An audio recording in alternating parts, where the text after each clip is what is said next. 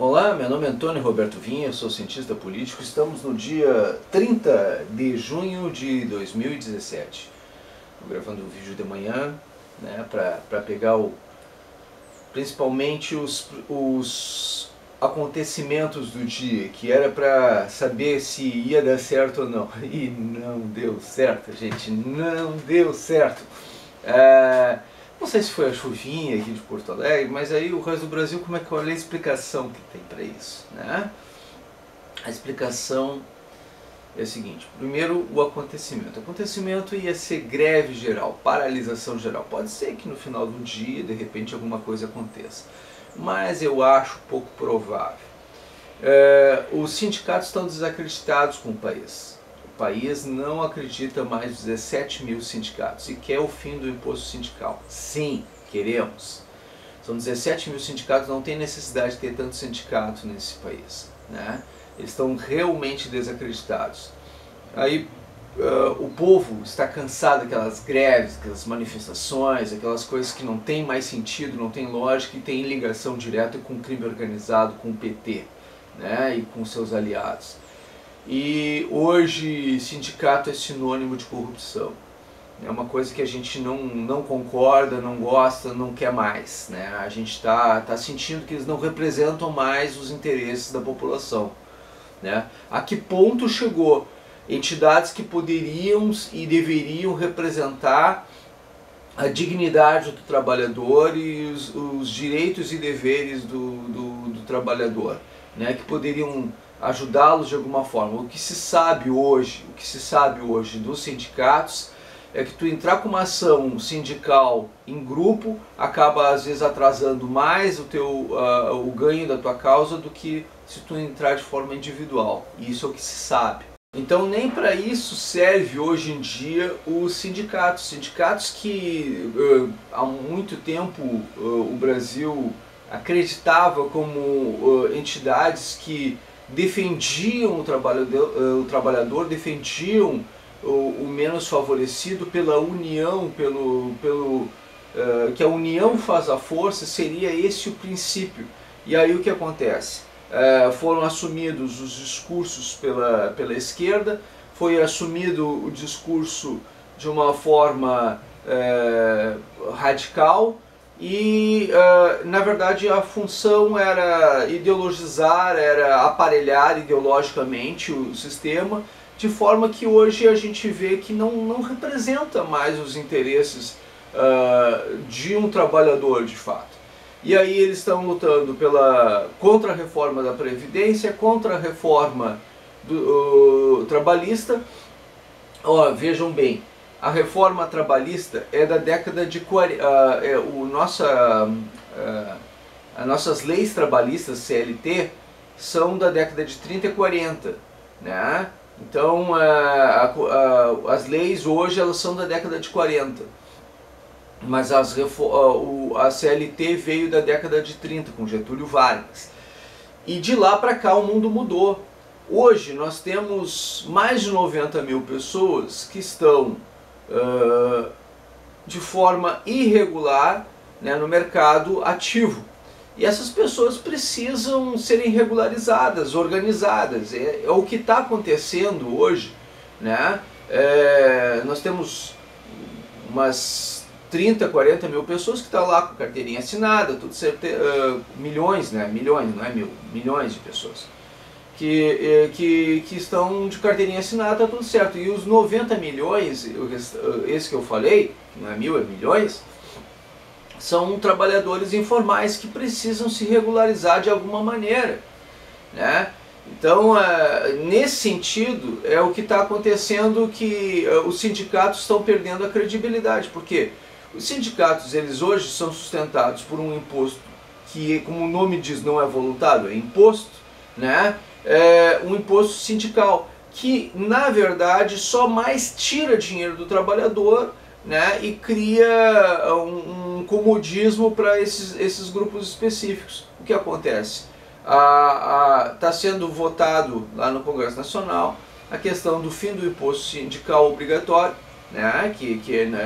Para tornar opcional isso para as pessoas, e ainda assim está sendo negociado com esses petistas e aliados, porque eles estão entravando lá assim, as comissões exatamente, e as votações, e os deputados e senadores não estão sabendo representar o povo que está desempregado, porque eles estão com outros interesses, como diria o falecido Brizola, estão com os outros interesses, né? E aí eles estão querendo lá, simplesmente eles não estão nem aí com sindicatos, aqui, eles querem o jeitinho deles, eles querem isso aqui, as relações deles. Só que acontece que isso acaba prejudicando o próprio povo nesse aspecto. Então essa é a situação. Essa é a situação hoje. Os sindicatos não mais representam o povo brasileiro, a esquerda não mais representa o povo brasileiro, e tudo isso causado pelo PT ao longo de suas 4 administrações e seus aliados que ainda insistem em estar lá, né? A gente, por exemplo, achava assim, não, agora caiu a Dilma, vai resolver. Não, eu sabia que não ia resolver, porque o Temer é vice da Dilma. Se aconteceu alguma coisa, ele sabia. No mínimo, ele tinha relações nesse aspecto, no mínimo. A gente sabe desse tipo de situação. E eu estou falando, hoje tem uma situação de que se ganhar os aliados do Temer, se ganhar o PT de volta, e o país volta a ser partidário da situação que está nesse momento. E a gente precisa de alternar o poder com alguém que seja contrário a tudo isso, para que possa haver uma oxigenação do STF. E vamos começar agora então a falar um pouquinho sobre o STF. O STF fez uma votação. Isso aqui primeiro vamos ver as notícias então. Aqui o que aconteceu? A greve geral fracassou. Os principais pontos dessa sexta-feira, houve protesto, houve confronto, mas logo no início da manhã houve algumas paralisações, talvez no final da tarde também haja algumas paralisações, mas como eu disse, eu estava falando, perdeu a credibilidade, as manifestações perderam totalmente sua credibilidade, não vão ter nunca mais a força. Pode ser que, nunca mais é meio pesado, pode ser que aconteça eventualmente alguma situação, talvez no dia da prisão do Lula, né? Fora isso, a gente não está vendo, mas o que a gente está vendo é uma reação muito rápida, né? Inclusive a corrupção da própria polícia foi feito há mais de ano, estava sendo feito no Rio de Janeiro, uma investigação sobre a corrupção dentro da própria polícia. E ontem foi deflagrado, entre ontem e hoje está sendo deflagrado, uma ação contra policiais corruptos, né? Então, que ajudavam o tráfico e tudo. A gente sabe que todos os setores estão aparelhados, inclusive ideologicamente, e ligados ao crime organizado, inclusive a própria polícia, que foi o que aconteceu ontem, a comprovação disso. Fizeram pela primeira vez delação premiada de um que delatou todos, que era o cara que tinha o livro caixa. Então ele se livrou do negócio, mas pegaram todos os outros, né? E aí que está o lance da delação premiada. Então o lance da delação premiada estava sendo colocado em dúvida, né, gente? Estava sendo colocado em dúvida, e um risco tremendo para o fim da delação premiada. Aí o presidente do STF, né, pegou e disse assim: não, gente, olha só, vocês nunca a delação premiada nunca teve em risco aqui, nessa situação. Ela ia continuar, é uma instituição que hoje para o Brasil é necessária, né? E aqui o Fachin como relator, 11 votos a 0. Mas relator tem prerrogativa para homologar acordos, 9 votos a 2, os dois divergentes, Gilmar Mendes e Marco Aurélio Mello. Como se a gente não conhecesse Gilmar Mendes, né? Tá. Plenário pode revisar termos de acordo de delação, 8 votos a 3. Adivinha quem? Araquém? Chamei? Não. Divergentes, Gilmar Mendes, Marco Aurélio Mello e Ricardo Lewandowski. Já estava com saudade dele, né? Tinha que aparecer um pouquinho também. Então, a situação é essa. Quase sempre os mesmos, né, fazendo esse tipo de manifestação. A gente sabe que as figurinhas não são fáceis, né? E esses aí estão sempre aparecendo na situação como divergentes quando a causa para combate à corrupção, né? É estranho isso, mas é sempre os mesmos, né? Não é bem complexa essa situação. E o pior disso tudo é que Gilmar Mendes é o presidente do TSE, né? Que é o cara que vai fazer o processo eleitoral em 2018. Então a gente não dá para levar fé numa situação dessas, né? Isso sim deveria haver uma votação para ver se ele é retirado dessa função antes disso, porque não tá agradando o fato dele ser o organizador desse pleito. Isso com certeza não está agradando ao povo brasileiro. A mim não agrada principalmente, né?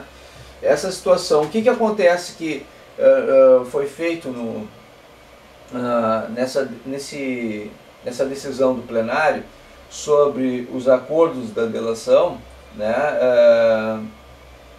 É que essa foi a parte mais polêmica do processo, né? Os acordos da delação ficaram definidos assim, ó.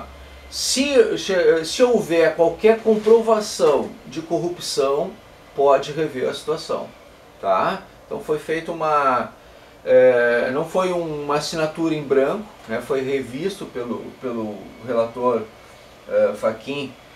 Foi revista essa questão, né, que estava mal redigido o negócio. Ele mesmo concordou que estava mal redigido e que dava uma carta em branco, um negócio meio belicoso mesmo, né, e que não tinha essa possibilidade de fazer uma análise final, mas preservando a instituição da delação premiada.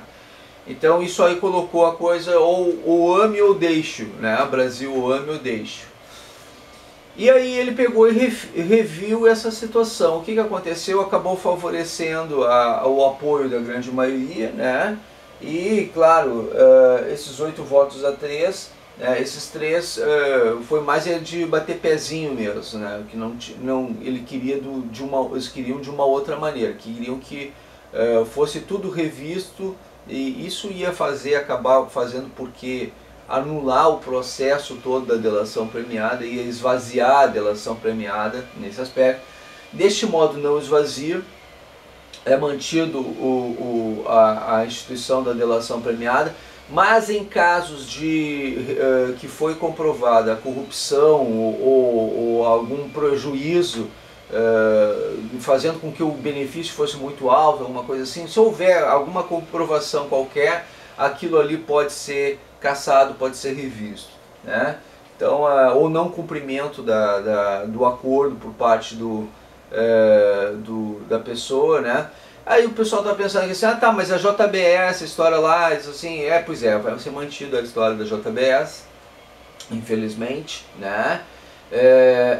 Por enquanto, no momento que for identificado alguma coisa que ligue os irmãos Batista à corrupção que promoveu tudo isso, tá? Que está fazendo a situação, ou seja, algo que comprove que os irmãos Batistas se beneficiaram e beneficiaram alguém nesse aspecto, ou seja, se acontecer deles descobrirem que Lula está envolvido nesse processo diretamente com os irmãos Batista e que eles fizeram isso para ficar livre, mas não falaram toda a verdade. No momento que acontecer qualquer coisa nesse sentido, vocês podem ter certeza, os direitos que eles deles ficarem livres agora é cassado. É o que foi definido aqui, agora, neste momento, né?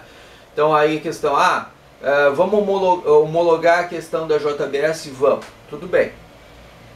Mas se eles aparecerem de novo em alguma coisa nova, ou que que eles tenham delatado, tenha sido utilizado de forma política para beneficiar Lula e Companhia Limitada, se for identificado isso, acabou a brincadeira para os irmãos Batista, eles vão para a cadeia.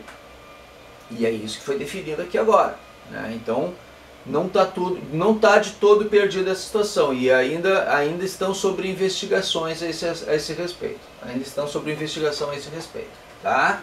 Então, Karma, karma, Cocada. A coisa não tá toda de vez perdida. E eu falei brincando, eu não levei fé, porque sinceramente, quando eu falei, eu disse assim, gente, se tu quer votar, se tu acha que uma mulher, né, ó, eu vou pagar de machista agora, presta atenção, gurizada, vou pagar de machista. Se vocês acham que uma mulher é mais suave, mais leve nas decisões que um homem, é porque tu nunca conviveu com uma mulher. Eu falei isso ontem, né? Aí, que eu achava que o Michel Temer não ia escolher a Raquel Dodge, por conta, né, de que ela era a segunda mais votada e ela ainda tinha, era uma pessoa que chegou lá por ser dura, não por ser mole, né, não por ser leve o negócio. Algum assessor cantou a pedra no ouvido, escolhe a mulher, é mais fácil de lidar. Gente do céu. Não, as primeiras coisas dela, a primeira coisa que ela disse, não, a gente vai manter a Lava Jato, vamos manter as investigações. Ela vai ter que ser julgada por uma comissão da CCJ lá não é julgada, ela vai ter que ser avaliada pela comissão da CCJ antes de assumir o cargo. Essa comissão tem 27 membros, 7 deles são investigados pela própria Lava Jato. E ela já disse, já declarou, olha, vou manter a Lava Jato, as investigações vão continuar, viu? Never now. Então nunca mais, a coisa acabou, né? A brincadeira. E pegar e disse, não, mas pera só um pouquinho, vamos escolher uma mulher, né, mais leve, mais fácil, isso aqui, né, uma mulher mais sensível, isso aqui.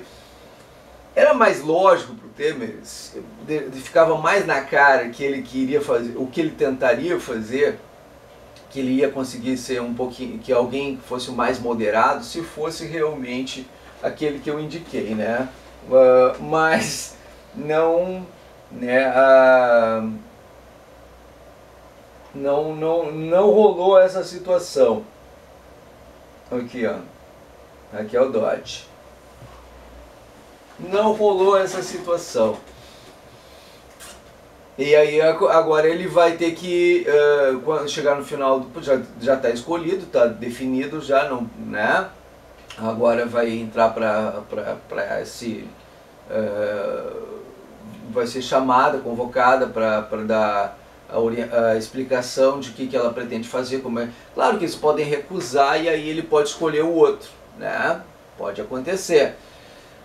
Mas eu acho pouco provável, porque ela tem as qualificações necessárias para o cargo. Ela tem as qualificações, senão ela não seria a segunda escolhida, né? Ela só não foi a primeira, né?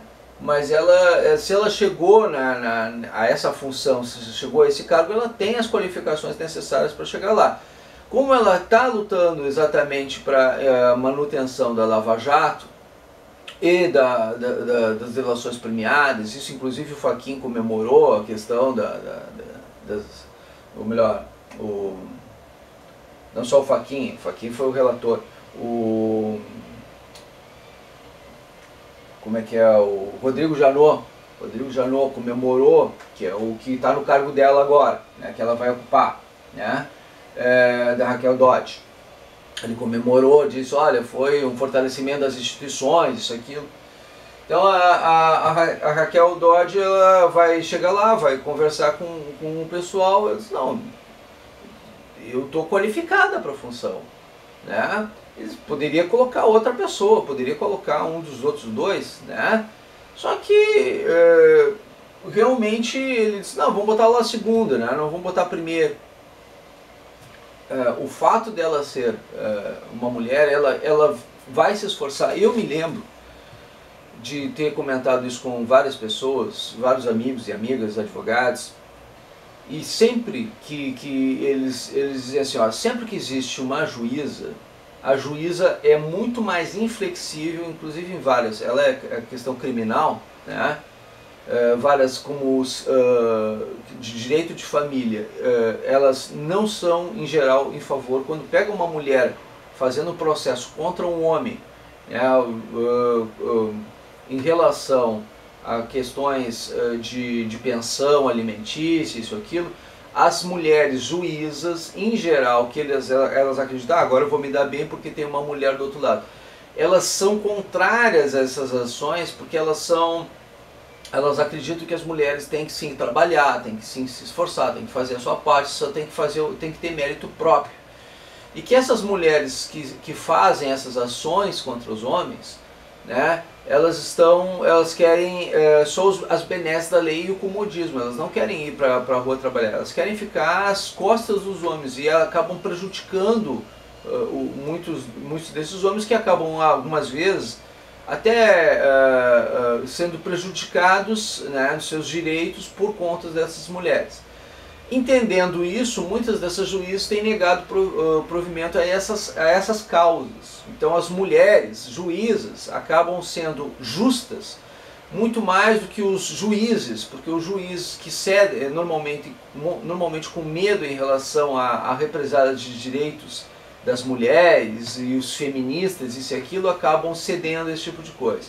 Eles são mais moles a esse respeito, né? As mulheres, as juízas, percebendo isso, têm se percebido que as mulheres juízas têm sido mais inflexíveis.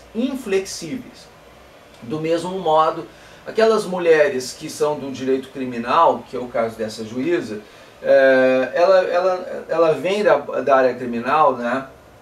Ela pega e diz assim, não, ela é mais dura, ela é muito mais dura. As juízas têm sido, as delegadas, as juízas, as policiais, as mulheres na área do direito e na área da justiça, elas têm sido, vocês vejam aí a Carmen Lúcia Rosa Weber, elas estão sendo mais corretas e mais inflexíveis do que os outros juízes do STF, né? Então a gente tem percebido que as posturas femininas têm sido mais duras, pode ter uma sensibilidade maior sobre as causas, mas elas estão sabendo ouvir as necessidades da lei e do povo, né? E elas estão sendo inflexíveis no ponto de vista de cumprimento da lei e não de benesses em relação a alguma coisa. Claro que existem exceções à regra, né?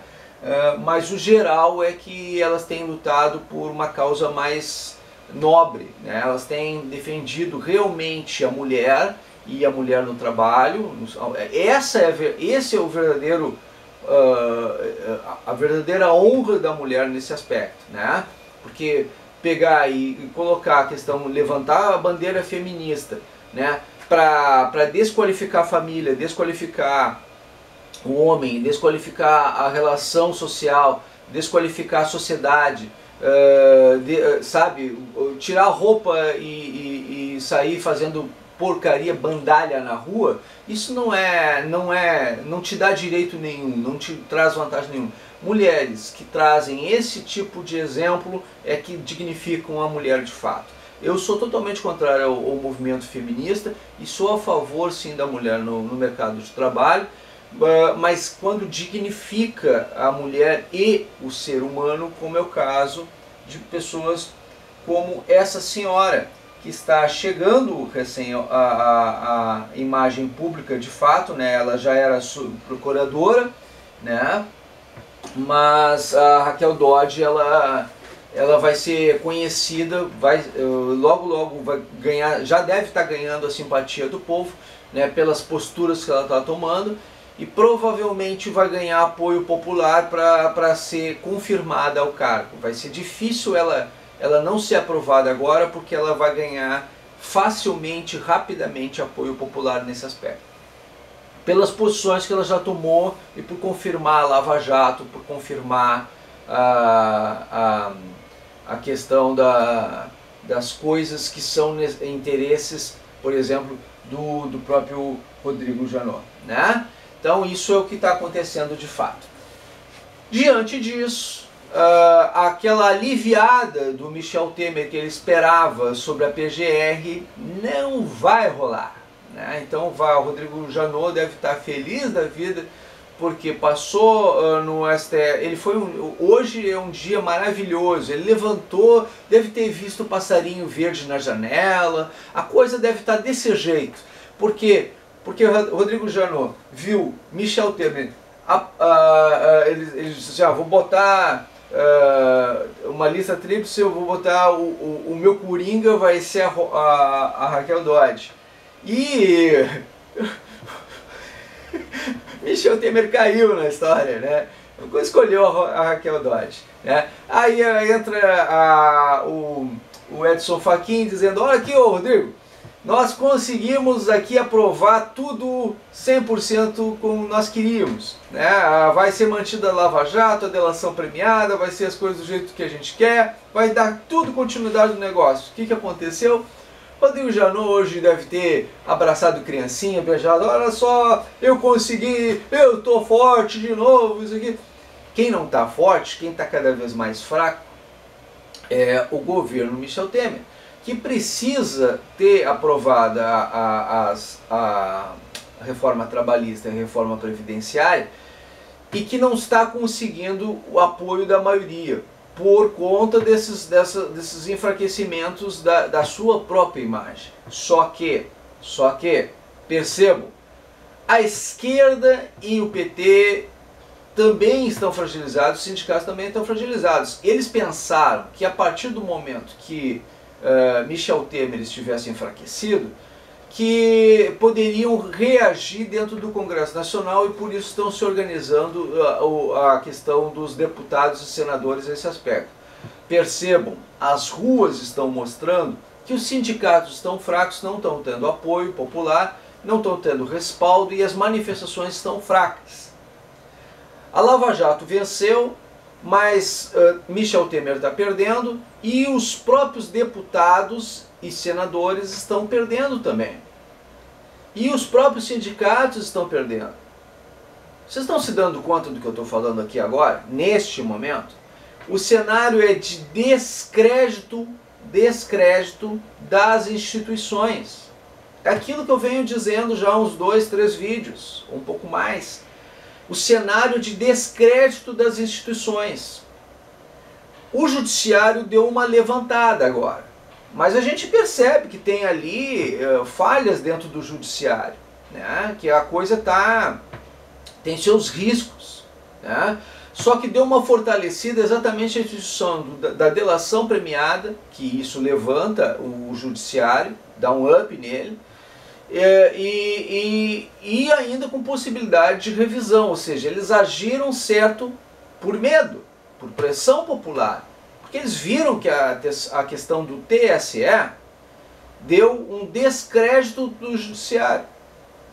E olha, quem é que ficou isolado nessa questão? O nosso querido Gilmar Mendes. Né? O Gilmar Mendes ficou isolado aqui 2 vezes. 2 vezes. Ele votou na terceira a favor para manutenção do Fachin, mas ele foi as outras 2 vezes contra. Né? E foi acompanhado do Marco Aurélio Melo por 2 vezes também. Então a situação vamos ficar contrários a esse tipo de coisa. Eles tentaram, forçaram a barra, não conseguiram, eles estão desacreditados. Então a tendência é que quando acontecer, se houver a nova presidência da República e entrar um presidente à direita, renove, oxigene o poder, né, com uma visão que possa ajudar a questão da delação premiada da Lava Jato e o combate à corrupção. A gente tem chance de corrigir o Brasil se colocarmos o presidente à direita. O problema é, quem é que vai fazer as próximas eleições? Quem é que vai organizar essas próximas eleições? Gilmar Mendes. Tá? Então é um risco real para o Brasil. Gilmar Mendes precisa cair nos próximos meses. Ele precisa, alguma coisa precisa aparecer que mostre que Gilmar Mendes não merece o cargo que ocupa. Tá? Alguma coisa nesse aspecto. Porque se ele realmente não merecer esse cargo, é a oportunidade que nós vamos ter de poder ter uma democracia de fato e de direito, com alguém que não haja, né, que não haja como ele está agindo. Ele está agindo errado. Ele não representa os interesses do povo brasileiro, da nação brasileira. Né? Isso que, e aí, mas eu não devo isso. Não, deve sim. Tu não está aí por tua causa, não está aí para te beneficiar, não tá aí, você não é Deus, Gilmar Mendes. Não importa o que você possa pensar a respeito do contrário a respeito disso. Você não é Deus. Tá? Então, essa é a situação. O cenário hoje é este. Né? As instituições estão fragilizadas. O presidente da República hoje está fragilizado. Se ele cair, também não faz muita diferença. Se os deputados caírem, também não fazem muita diferença. Né? Hoje, se as forças de Estado chegassem e tomassem as forças de governo, ninguém ia reclamar de nada.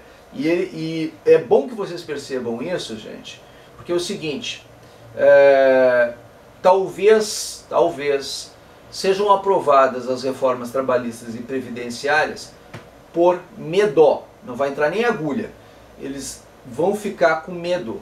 A gente tem que fazer pressão social, controle social, para que haja sim a aprovação das reformas trabalhista e previdenciária, porque a esquerda está assim fraca, e as instituições de governo estão fracas. Mas o povo, neste momento, e aí vem a boa notícia, o povo está forte. O povo está forte, está tão forte que nem os sindicatos mais têm força. Vocês entenderam onde eu estou chegando?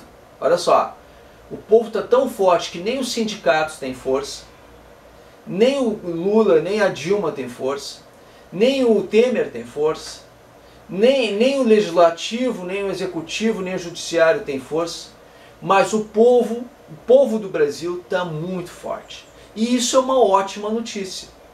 Desculpa eu demorar para dar toda essa situação, mas é uma constatação. O povo está forte. O povo está tão forte que as greves estão complicadas de serem feitas. Até está subindo a questão da economia do Brasil, gradativamente, mas está. Foi reduzida a questão da meta de inflação. Então uma série de fatores estão acontecendo que parecem não ter explicação nenhuma, mas existe. O povo conseguiu criar um medo na classe política. O povo conseguiu criar medo na classe política.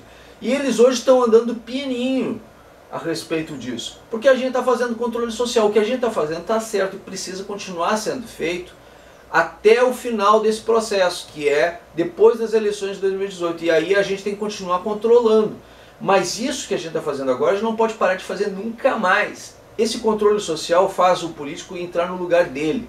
O político é nosso funcionário, tá? Ele está lá para nos representar. Então ele tem que agir nas formas da lei, dentro da lei, pianinho, correto. Ele não pode agir fora da lei, como estão agindo até agora, tá? E por terem agido fora da lei, por estarem um deles na reta e uma série de coisas, é que eles estão agindo da forma como estão ainda. Por quê? Porque eles ainda não puderam ser removidos do cargo. Mas eles sabem que os dias deles estão contados. Eles querem tentar fazer alguma coisa para impedir isso.